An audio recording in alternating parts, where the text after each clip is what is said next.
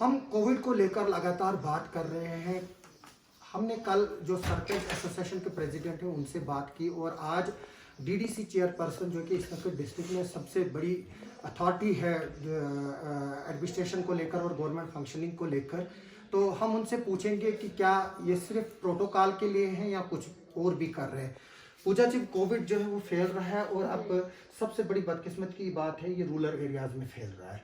आप दक्षिण से भी बिलोंग करती, वहाँ की रिप्रेजेंटेटिव भी है, मड़वा है, वर्धन है हमारा, और आपके हवाले से ये भी खबर मिल रही है, खुशखबरी है कि वर्धन में जियो की टीम पहुँच चुकी है, मड़वा जा रही है, तो ये आपकी पार्टी के एक सीनियर लीडर्स के एफर्ट्स हैं। तो क्या कर रहे हैं? सिर्फ प्रोटोकॉल के लिए आप यहाँ हैं कि कुछ कर भी रही हैं? तो बताएंगे लोगों को क्या कर रही हैं। जी हाँ, सबसे पहले तो मैं आपका शुक्रिया अदा करना चाहूँगी। आसिफ जी, जो कि आपने कोविड की बात की, इस टाइम पे हमारा पूरा भारत देश से जूझ रहा है और मैं भगवान का शुक्र मनाती हूँ कि किश्तवाड़ डिस्ट्रिक्ट जो है बाकी सब स्टेट से तो भी ठीक है, इतना ज़्यादा नहीं है, बट ये जो हमारे दूर दराज के एरिया, खासकर मड़वा, दक्षिण वार्डवन, नागसनी के कुछ एरियाज़ हैं, पाडर के कुछ एरियाज़ हैं दूर दराज के, जहाँ पे मेडिकल फैसिलिटीज़ उतनी अच्छी नहीं हैं, बोंजवा साइड पे। तो हम लोग यही एफर्ट कर रहे हैं कि हमने जो कंसर्न सरपंचेस वहाँ के हैं और जो डीडीसीज हैं अपनी अपनी कॉन्स्टिट्यूंसीज के, उनको वहाँ पे हम लोगों ने एक्टिव किया हुआ है कि वो लोग अपने लोगों को अवेयर करें कि कैसे हमें जो कोविड SOPs हैं उनको फॉलो करना है, और जो ट्रैवल हिस्ट्री, मतलब जो लोग बाहर से आते हैं जिनकी ट्रैवल हिस्ट्री है उनका पूरी तरह से जो है टेस्टिंग वगैरह हो, ताकि कोई भी अगर पॉजिटिव पेशेंट वहाँ पहुँचता है तो उसे उसी टाइम पे रेस्क्यू करके जो है कोविड सेंटर में डाल दिया जाए, आइसोलेट कर दिया जाए।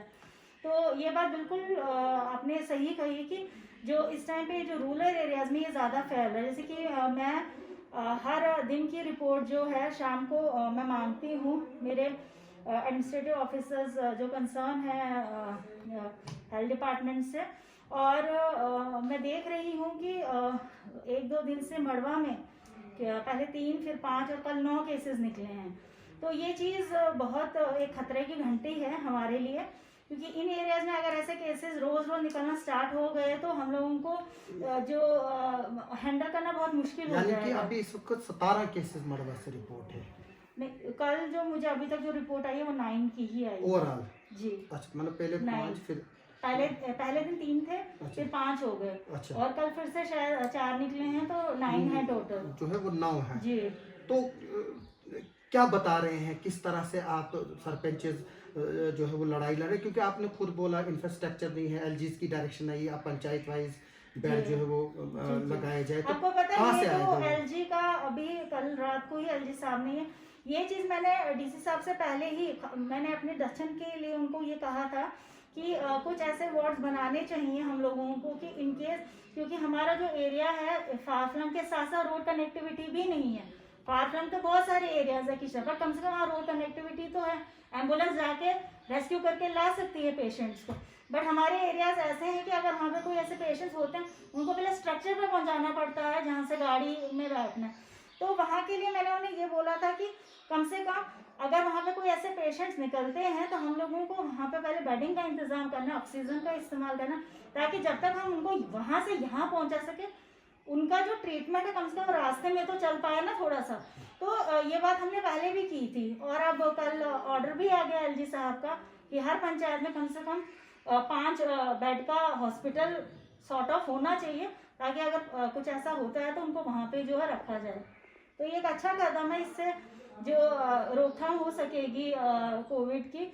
और मैं वहाँ के लोगों से भी अपील करूँगी कि थोड़ा सा, मैं देख रही हूँ कि लोग बिल्कुल फॉलो कर रहे हैं, लॉकडाउन का बिल्कुल फॉलो हो रहा है, बट ये है कि थोड़ा सा और सतर्क होने की ज़रूरत है, क्योंकि हमें नहीं पता चल रहा कि कहाँ से क्या कहाँ से हो जाए, कुछ पता नहीं है। तो इसलिए खासकर मैं ये रूरल एरियाज़ में जो लोग हैं उनको कहूँगी कि आप लोग थोड़ा सा डिस्टेंस मेंटेन कीजिए, और खासकर जो ये बाहर से जो लोग आ रहे हैं, अगर आपको पता चल रहा है कि ये बाहर से आ रहा है, ये विदाउट टेस्टिंग है, तो आप इमीडिएट जो है वो कंसर्न DMO को बताइए, जो कंसर्न आपके हेल्थ ऑफिसर्स वहाँ पे उनको बताइए, ताकि उनकी टेस्टिंग हो सके। आप मड़वा और हम वर्धन की बात करें या दक्षिण की, आपने खुद बताया रोड नहीं है, बाकी नहीं है। आप लगातार लड़ रही हैं, सिंथन खोलने की बात कर रही हैं, लेकिन अथॉरिटीज़ को ये खदशा है कि वहाँ से जो है कोविड आउटब्रस्ट होगा, वहाँ कम्युनिकेशन नहीं है। तो कोई टीम वहाँ गई है जियो की, आप ही के हवाले से एक स्टेटमेंट आया है, तो उस पर थोड़ा सा इलाबरेट करेंगे, कब तक वहाँ जो है वो नेट चल पड़ेगा या कम्युनिकेशन जो है वो लिंक्ड हो पाएगा? सबसे पहले तो मैं सिंथन रोड का आपको बता देती हूँ। सिंथन रोड का क्या है, हम काफ़ी देर से जद्दोजहद कर रहे हैं उसको आप खुद खोलने भी की। गई थी वहाँ? मैं वहाँ इसलिए गई थी क्योंकि उसके कुछ दिनों के बाद ही रोड खुल जाना था। बट ये शायद बदकिस्मती हो सकती है मड़वा दक्षिण के और वार्डन के लोगों के लिए या मेरे लिए कि कोरोना का कहर फिर से आ गया है। तो इसकी वजह से ये रोड जो बंद, और जो नेशनल हाईवे NHDCL वाले हैं उन्होंने भी कहा कि अभी जो ये रोड है ये ट्रैवलिंग के लिए ठीक नहीं है, मतलब उन्होंने क्लियर चिट नहीं दी उसके लिए। तो बट तो भी मैं देख रही थी कि लोगों के कॉल्स मुझे आ रहे हैं, फेसबुक पे लोग मुझे मैसेज कर रहे हैं कि हम लोगों को जी मतलब डबल ट्रिपल किराया दे के बानिहाल से जाना पड़ रहा है। और दूसरी बात ये कि जो रूट है वो काफ़ी लंबा, लोगों को बहुत मुश्किलात का सामना करना। तो इसके लिए मैं कम से कम DC साहब से मैंने बहुत बार इस बारे में बात की। उन्होंने भी मुझसे यही कहा कि हम कुछ नहीं कर सकते, ऊपर की गाइडलाइंस हैं। तो एट लास्ट मैंने फिर लास्ट मीटिंग करने के बाद एडमिनिस्ट्रेशन से, जो मेरी लास्ट मीटिंग हुई है 2 दिन पहले, उसके बाद मैंने LG साहब को एक मेल कर दी है। साथ में मैंने डिविजनल कमिश्नर जो जम्मू के हैं उनको भी कर दी है कि जो ये रोड हमारा है ये ज़रूरी है मड़वा वार्डन के लिए खासकर। और इसमें मैंने ये उन्हें ये भी कहा है कि हमें पूरे हफ्ते मत दे दो आप ट्रैवलिंग का, पर मिनिमम 2 या 3 दिन दे दीजिए जिसमें जो लोग हैं अपने घर जा सके। और वहाँ पे मैंने DC साहब से भी बात की है कि टेस्टिंग टीम एक हम बिठा के रखेंगे जो आने जाने वालों का जो है टेस्ट करेगी और उसके बाद ही उनको जाने देगी। और सिर्फ ये जो रूट है सिर्फ मड़वा और गौडवन के लोगों के लिए ही ओपन होगा, बाकी जो बाकी और आएंगे उनको हम आने की इजाज़त नहीं देंगे। तो टावर का क्या है? टावर का ये खुशखबरी है मड़वा वार्डन के लोगों के लिए कि शायद काफ़ी देर से हम लोग जद्दोजहद कर रहे हैं कम्युनिकेशन के लिए। अब काफ़ी जद्दोजहद करने के बाद हमारे जो सीनियर लीडर्स थे उन्होंने भी हाई कोर्ट में भी PIL जो है दायर की थी, मागे साहब ने की थी काफ़ी टाइम पहले। और मैं भी जब जम्मू गई तो GA के बड़े जो स्टेट हेड है मैं उनसे मिली, बाकी लोगों से मैंने बात की, मैं एयरटेल से मिली। और एट लास्ट इसका ये नतीजा निकला कि परसों जो एक टीम है, मेरी कल ही बात हुई है, जो भूपिंदर करके जम्मू में बैठते हैं जियो के, जिनकी देख रेख में ये सारा काम हो रहा है, उन्होंने मुझे जो कल स्टेटस दिया है उनकी जो टीम है वो वार्डन पहुंच चुकी है। वहाँ पे वो लोग कैमरा वगैरह, क्योंकि वो टावर ऑलरेडी इंस्टॉल्ड है, मड़वा भी हो गया तो उधर भी अब तो लिंक करना है। वार्डन में जो है वो सिर्फ इंस्टॉल करना, पर मड़वा में जो है वहाँ पे अभी बेस से ही करना है, बेस खुदाई वगैरह वहाँ पे टावर्स नहीं लगे हैं। अच्छा, मड़वा में नहीं लगा, वार्डन में लगे। वो उनको टावर्स के ऊपर कुछ कैमरास वगैरह फिक्स करने हैं उनको। उन्होंने कहा कि विदिन 15 डेज अच्छा वार्डन हमारा कनेक्ट हो जाएगा। तो मड़वा जैसे ही वो कैमरास वहाँ फिट कर देगी वो मड़वा की तरफ रवाना हो जाएगी। जो सिग्नल प्रोवाइड करेगी वो दूसरी टीम है, वो बॉम्बे से आएगी, वो 1 हफ्ते के बाद आनी है। अच्छा। और मैंने उनको पूरा कहा हुआ कि मुझे पल पल का स्टेटस जो है आप देंगे, और मुझे वो रोज़ व्हाट्सएप करके पूरा स्टेटस दे रहे हैं कि आज हमारे एक्चुअली वहाँ कम्युनिकेशन का भी थोड़ा प्रॉब्लम है, तो उनको भी लेट पता चलता है कि हमारी टीम इसमें है कहाँ पे।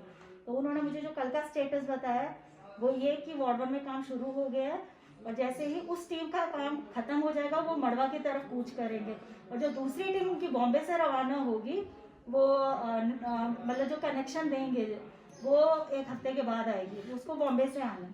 तो सबसे बड़ी बात जो है इस वक्त बदकिस्मत जो मड़वा वाहवान और दक्षिण का एरिया है, पूजा जी तो उस एरिया से पढ़ लिख के निकल चुकी है, लेकिन वहाँ पर कई हज़ारों बच्चे हैं जो इस वक्त पिछले 2-2.5 साल से तालीम से जो है वो महरूम है, क्योंकि पहले 370 का इशू हुआ, रिवोकेशन ऑफ आर्टिकल 370 जो है, फिर उसके बाद जो है कोविड की महामारी आई, पिछले 2-2.5 साल से जो है वहाँ स्कूल बंद पड़े हैं। और बदकिस्मती की बात है किश्तवाड़ टाउन या बाकी जो जम्मू डिवीज़न के या कश्मीर के इलाके हैं वहाँ ऑनलाइन क्लासेस जो है वो चल रही है। आपके बच्चे इतने बदकिस्मत है, क्या कर रही हैं आप लोग के लिए? जो आपने ये ऑनलाइन क्लासेस की बात की, इसके बारे में मैंने जो CEO हैं किश्तवाड़ के उनसे बात की थी कि हमारे वहाँ तो नेट फैसिलिटी भी नहीं, हमारे बच्चे कैसे पढ़ेंगे। तो उन लोगों ने कम्युनिटी क्लासेस करके रखा था कि कम्युनिटी क्लासेस होंगी, जिसकी वजह जो टीचर्स हैं वो जाके कम्युनिटी क्लासेस लेंगे और जो बच्चे हैं उनको पढ़ाएंगे। बट मैं जैसे ही कोरोना का इफेक्ट ज़्यादा होने लगा तो वो कम्युनिटी क्लासेस भी वहाँ पे बंद हो गई हैं। और इस टाइम पे मेरे जितने भी बच्चे हैं मड़वा दक्षिण वार्ड 1 के खासकर, वो 2 साल से कुछ नहीं पढ़ रहे हैं, वो वैसे ही है जैसे, यानी कि जो उन्होंने पढ़ा होगा वो भी वाश हुआ होगा। बिल्कुल है ही नहीं कोई सिस्टम। अब मैं डीसी साहब से भी मैंने रिक्वेस्ट की थी, सीओ साहब से भी, कि कम से कम कुछ ऐसा सिस्टम बनाया जाए कि वहाँ के जो बच्चे हैं कम से कम कुछ तो पढ़ सके। बट अभी तक वैसा कुछ नहीं हो रहा है। कम्युनिटी क्लासेस का था बट अब वो भी बंद हो गई है क्योंकि जो कोविड है ये एक अल्टीमेटली है उस एरिया को जो है वो जो है वो सीधे जहन्नम में धकेलना, क्योंकि तालीम जो है वो आज के दौर में हम 21वीं सेंचुरी में है और 2021 है आज जी। तो क्या ये नहीं हुआ कि उन बच्चों को जहन्नम में तो है ही वो लोग, वो तो हैं ही। और मैं बैठी इसलिए हूँ कि मैं उन लोगों के लिए कुछ ना कुछ कर सकूँ, इसलिए टॉवर्स का मसला मैं जितना जल्दी हो सके उतना हल कराने की कोशिश कर रही हूँ। दक्षिण में भी मेरी बात हो रही है। दक्षिण का जो मेन प्रॉब्लम है that is road connectivity.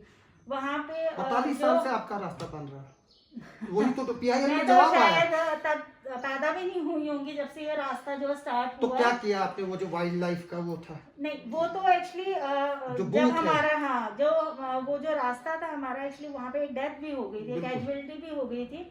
DFO से कह के मैंने किस तरह वो रास्ता बनवाया। अब जो मैंने जितना भी जो वहाँ के जो रास्ता है वो डाइवर्ट करके वो ऊपर से जा रहे हैं, और जो नीचे से है वो अपना काम, जहाँ वो 1 ब्लास्टिंग या 2 ब्लास्टिंग दिन में करते थे अब वो 4-4 ब्लास्टिंग कर रहे हैं, क्योंकि जो नीचे से रोड है वो खाली हो गया, क्योंकि जितने भी लोग हैं वो डाइवर्ट हो गए ऊपर वाले रास्ते। और वो जो रास्ता वो मैंने स्पेशली इसीलिए बनवाया कि जो लोग हैं वो आराम से अपने घर को जा सके, और जो कंट्रैक्टर वहाँ काम कर रहे हैं वो अपना काम स्मूथली, क्योंकि जब मैंने लास्ट टाइम उनसे बात की तो उनका यही कहना था कि मैम हम अपना काम जो है जल्दी स्टार्ट कर पाते, पर लोगों का आने जाने का रहता है इसलिए हम काम जो है लेट स्टार्ट करते हैं।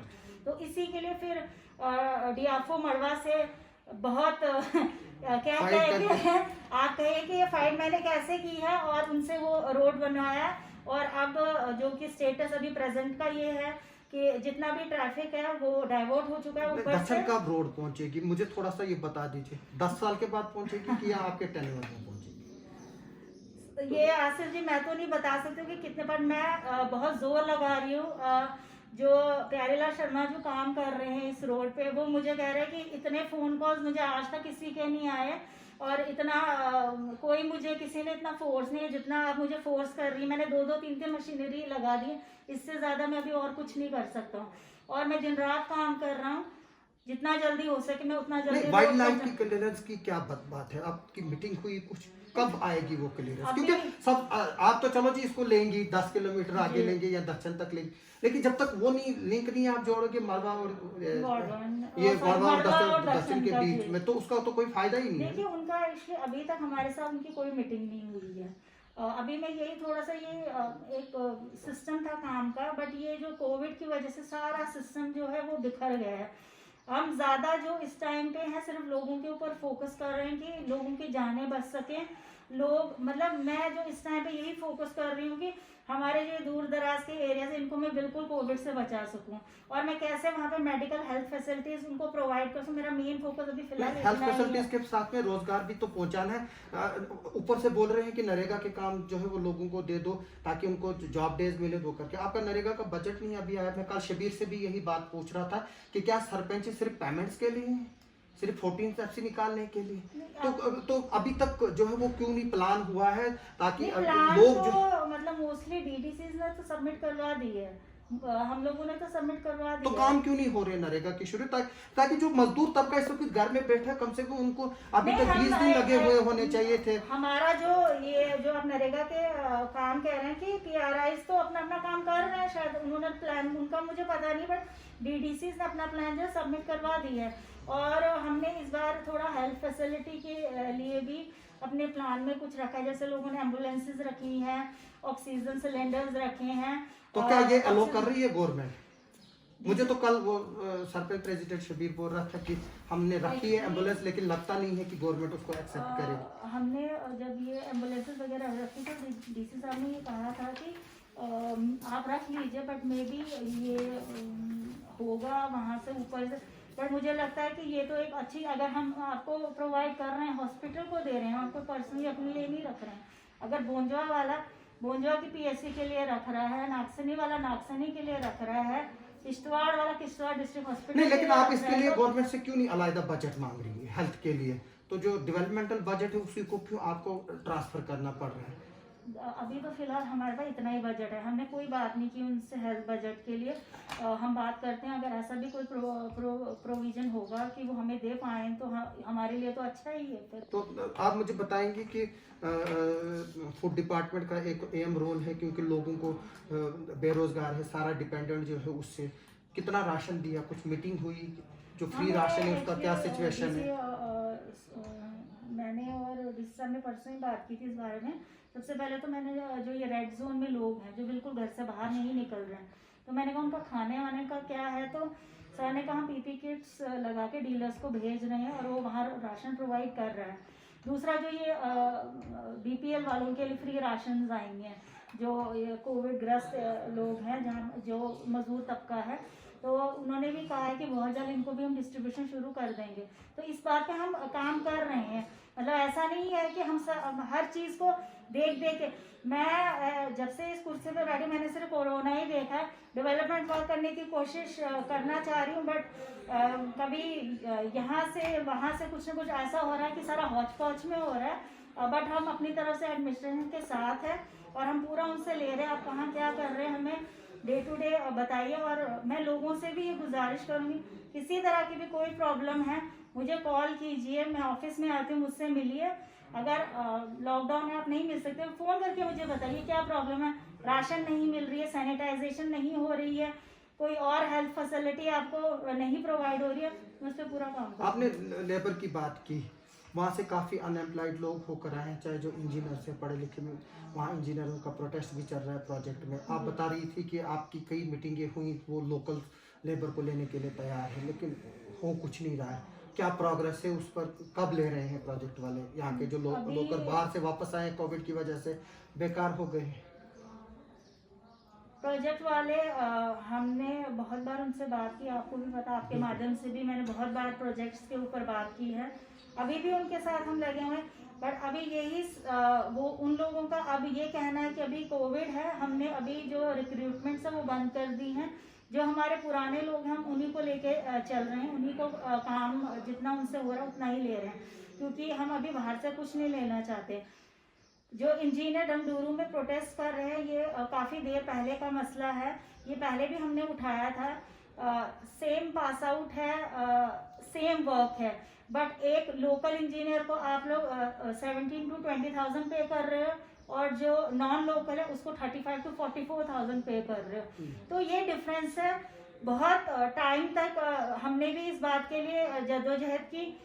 सीओपी जो जेपी के हैं उन्होंने कहा कि हम इस मसले पे देखें, बट आज तक उन्होंने कुछ नहीं किया। एट लास्ट अब जो इंजीनियर्स हैं वो फिर से धरने पे बैठ गए हैं सैलरी के लिए कि उनको भी अपना घर चलाना है।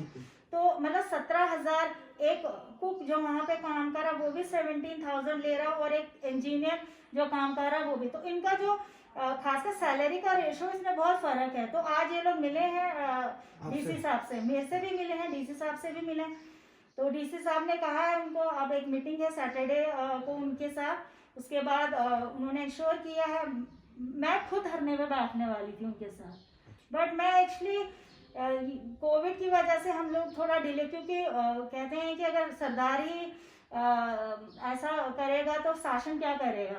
तो इसलिए मैं खुद नहीं बैठी, क्योंकि हम लोगों को रहता है कि लोग हमें देख के शायद फॉलो करते हैं, और अगर हम ही कोविड की वॉलेशन करेंगे तो कैसा रहेगा। बट मैं इंजीनियर्स के बिल्कुल साथ हूँ।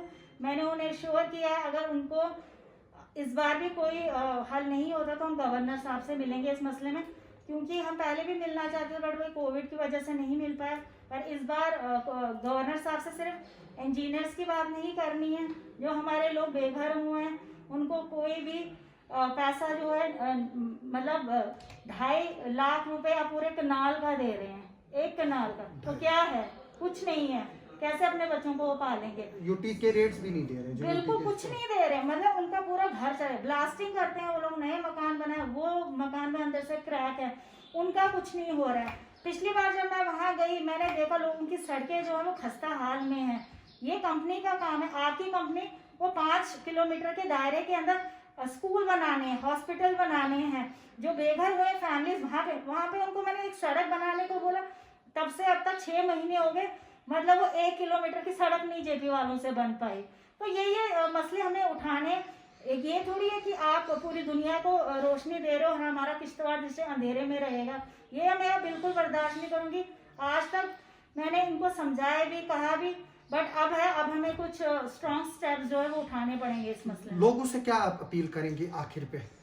लोगों से मैं यही अपील करूंगी कि सबको पता है कि कोविड का संकट है, लॉकडाउन का पालन कीजिए, घर में रहिए, सैनिटाइजेशन कीजिए, अपने बच्चों को भी एजुकेट कीजिए कि कैसे आपको जो कोरोना जो संक्रमण है उससे कैसे बचना है।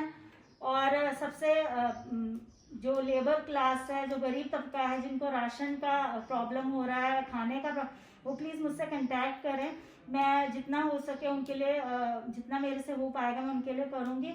और मेरे जो दक्षिण मड़वा वार्ड 1 के लोग जो कि कनेक्टिविटी से महरूम हैं, वार्ड 1 बहुत जल्द कनेक्शन के साथ जुड़ने वाला है, मड़वा का काम बिल्कुल स्टार्ट होने वाला है। और दक्षिण के लोगों को मैं कहूँगी थोड़ा सा धैर्य और रखिए, थोड़े दिनों में आपका भी टावर्स का काम जो है स्टार्ट होने वाला है। बाकी जितने ओवरऑल डिस्ट्रिक्ट किश्तवाड़ के लोग हैं, मैं उनका शुक्रिया अदा करना चाहूँगी कि वो लोग जो है लॉकडाउन का पूरा जो है सहयोग कर रहे हैं, और अपने घर में रहिए, सेफ रहिए, सुरक्षित रहिए। ये थी पूजा जी, आपका बहुत बहुत शुक्रिया। ये कह रही हैं कि ये ऑन ग्राउंड है, सिर्फ प्रोटोकॉल के लिए नहीं है, ये काम कर रही हैं, जितना इनसे हो पा रहा है उससे ज़्यादा कर रही हैं। और ये बोल रही हैं बदकिस्मती की वजह से जो है कोविड ने हर चीज़ को जकड़ के रखा है, चाहे वो डेवलपमेंटल फ्रंट के चीज़ें हैं, या जो अनएम्प्लॉयड्स के इशू है, या जो बाकी एक्टिविटीज़ ये करना चाहती है जो इनके मन में है, वो जो है वो नहीं कर पा रही हैं। और साथ में ये आश्वासन दिला रही हैं कि जो वार्ड 1 है वो कुछ ही दिनों में जो है वो टेलीफोन से जो है वो कनेक्टेड होने वाला है, और उसके बाद मड़वा और दक्षिण की जो है वो बारी है। आप सबका सुनने के लिए बहुत बहुत शुक्रिया।